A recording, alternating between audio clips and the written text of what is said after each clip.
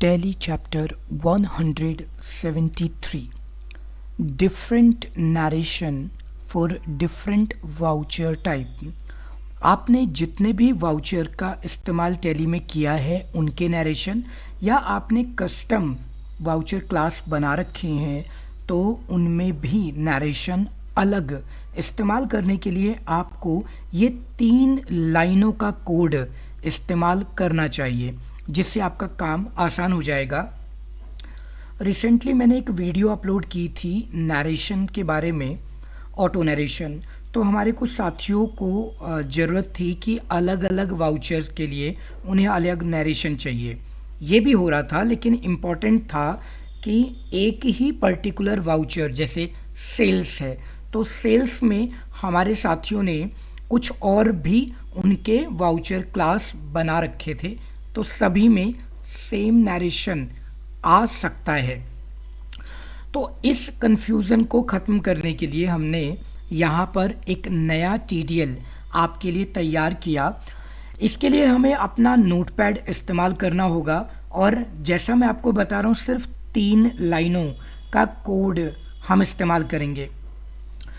उनका कमेंट आया और मैंने उन्हें कमेंट में एक्सप्लेन करने की कोशिश की, लेकिन वो क्लियर नहीं हुआ। कोई बात नहीं, जैसे आप मुझे कुछ समझाते हैं मेरी समझ में नहीं आता है, तो कई बार मैं भी आपको समझाता हूँ तो आपको समझ में नहीं आता है, ज़रूरी नहीं है। तो मिलजुल करके चलेंगे, अंडरस्टैंडिंग बना करके। अभी हमें बहुत सारे TDL फाइलों को इस्तेमाल करना है। शुरुआत करते हैं पुराने ऑटो नरेशन के कोड से ही। सबसे पहली चीज़, प्री डिफाइन नरेशन के लिए आपको नरेशन फील्ड का नाम पता होना चाहिए। तो नरेशन फील्ड का नाम मैंने यहाँ पर हैश के साथ में लेना है क्योंकि प्री डिफाइंड है। मैंने यहाँ पर सिंपल वाउचर नरेशन लिखा। मैं इसी फील्ड का इस्तेमाल करूँगा जिससे मेरे वाउचर नरेशन में ऑटो नरेशन आ जाएगा। अब मुझे एक ऑप्शन ऐड करना होगा। आप उसे डायरेक्ट लिख सकते हैं ऑप्शन, या फिर आप उसे ऐड कमांड भी ले सकते हैं।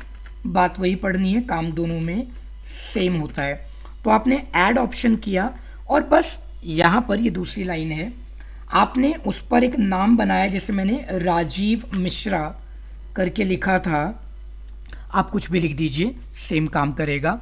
तो यहाँ पर RM लिया और मैंने VCH नरेशन बनाया था, आपको याद होगा, तो उसी का इस्तेमाल करते हैं। उस कोड में भी आप बदलाव कर सकते हैं या तो नया भी ले सकते हैं। और इसके बाद में जितने भी आपके वाउचर्स हैं एग्जिस्टिंग, उनको @ करके इज वाउचर का नेम, जैसे इज सेल्स।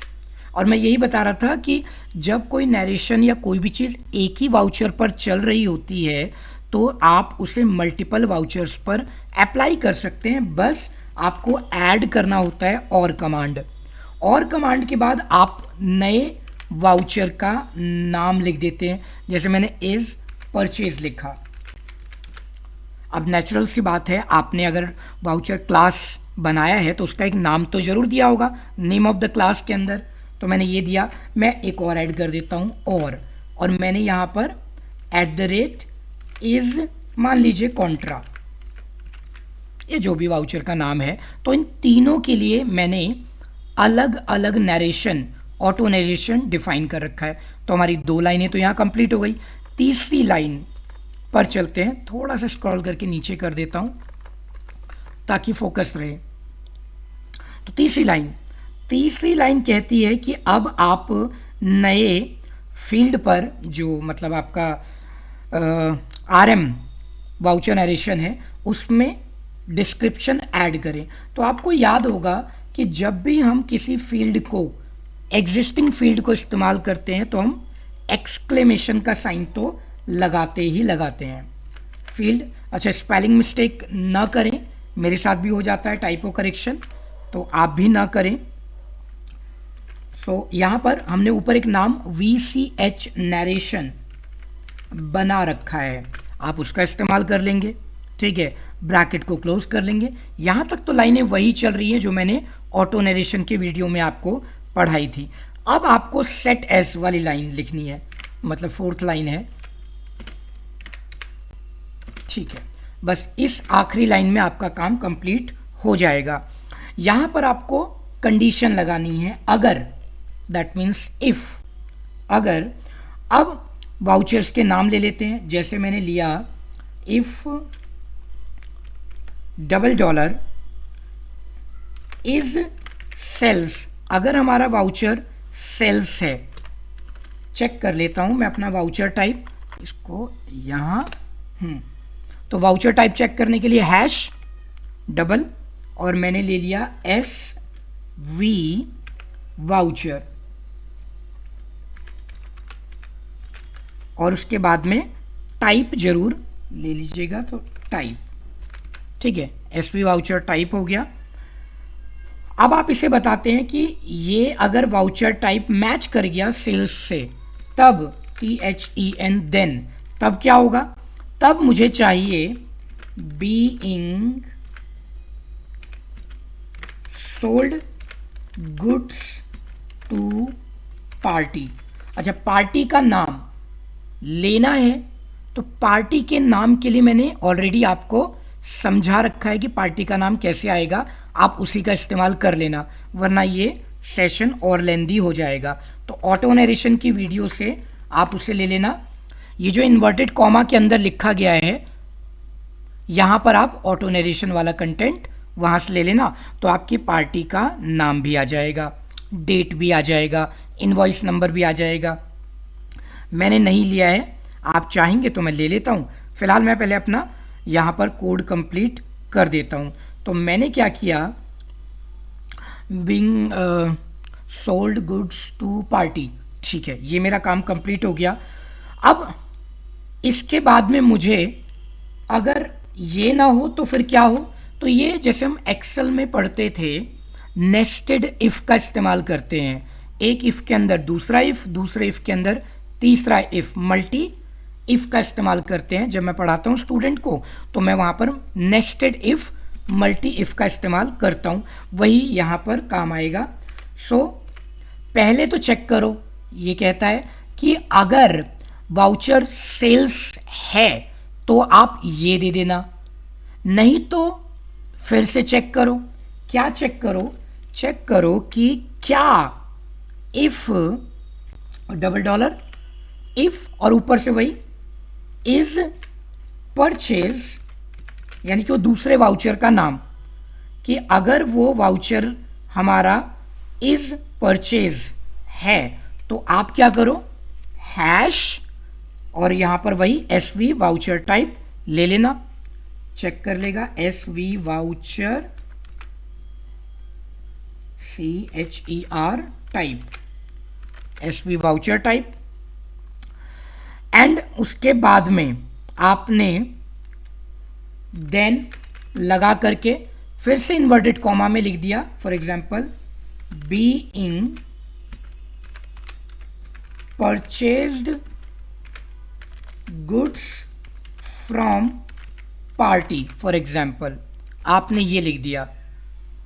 पार्टी के नाम वगैरह के लिए तो मैंने अभी बताया ही कि हम करेंगे उसका इस्तेमाल।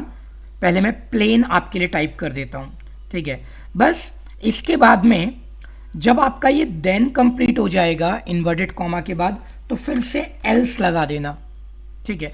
अब अगर चौथा वाउचर, क्योंकि मैंने ऑलरेडी 3 वाउचर डिफाइन किए हैं, आपको पता है, मैंने सेल्स लिया, परचेज लिया, कॉन्ट्रा, तो मेरा एक इफ कंप्लीट हो गया, दूसरा इफ कंप्लीट हो गया।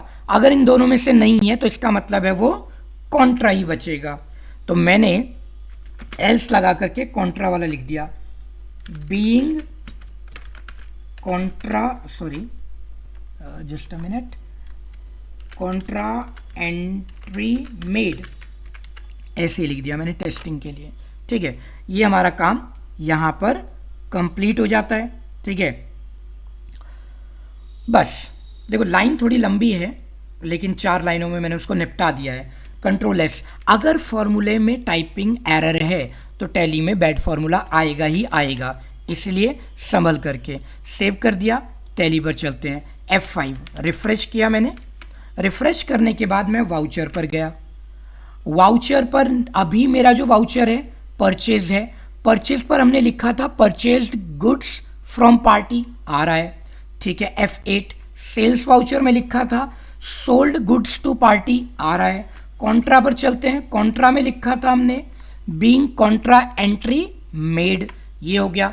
तो अगर आपने कोई वाउचर क्लास बना रखा है तो उसका नाम तो आपने जरूर दे रखा होगा, बस उन नामों का इस्तेमाल आपने कर लेना है। जैसे मैंने यहाँ पर लिया है इसको, ठीक है, 1 2 3 4 40 400 4000 वो सारे ले लीजिए, ठीक है। अब ऑटो नरेशन वाले पार्ट को हम ऐड कर देते हैं।